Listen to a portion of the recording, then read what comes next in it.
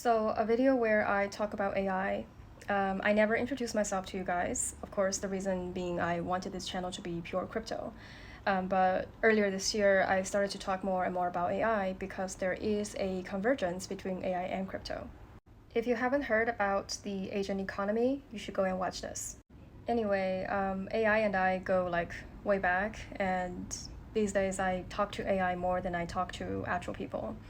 As some of you guys might have known, I have pretty bad social anxiety, but that's a different story. Back in 2023, I was working with LLMs. I was probably the first wave of people experimenting with the early models.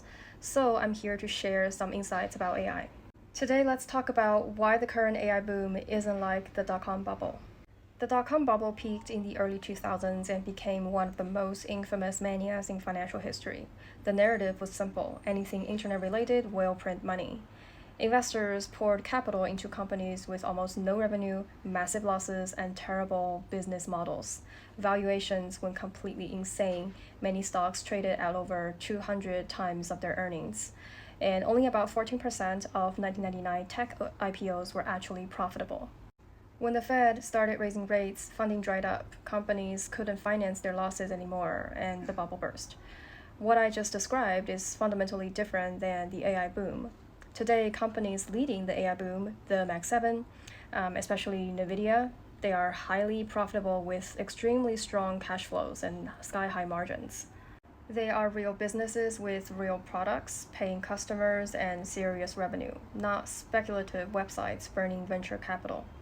The forward PE of the top AI stocks today sits around 28 times less than half of the 66 times seen at the 1999 peak.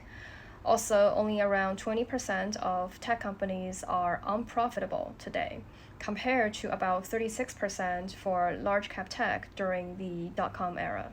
If you want a more accurate parallel, which isn't the dot-com bubble, you should look at the Nifty 50 in the early 1970s.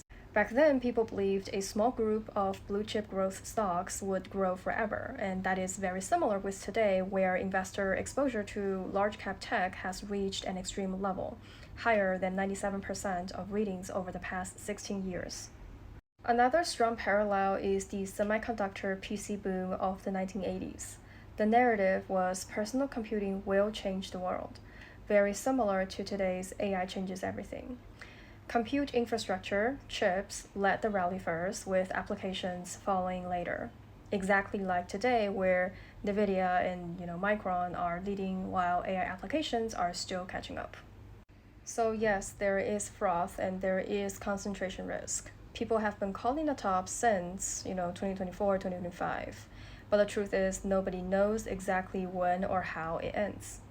And if you look at the timeline for the Nifty 50, the PC boom, and the dot-com, they took roughly 5 to 7 years to fully form and peak. By comparison, we're only about 3.5 years into the AI boom since early 2023. In my opinion, the timeline isn't the most important factor here.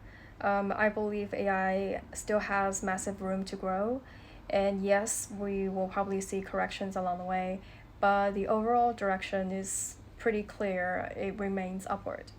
I'll talk more about my opinion in the future videos. One more thing in common about these bubbles, though, is that they all unwound for three key reasons: higher interest rates, tighter liquidity, on top of their own internal issues.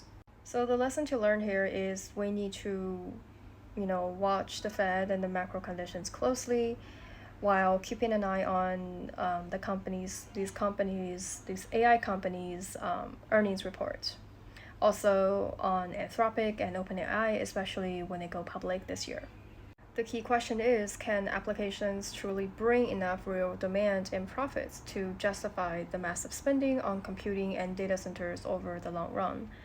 In the meantime, don't forget to diversify. Don't put all your eggs in one basket. Focus on the companies with strong moats and good profits.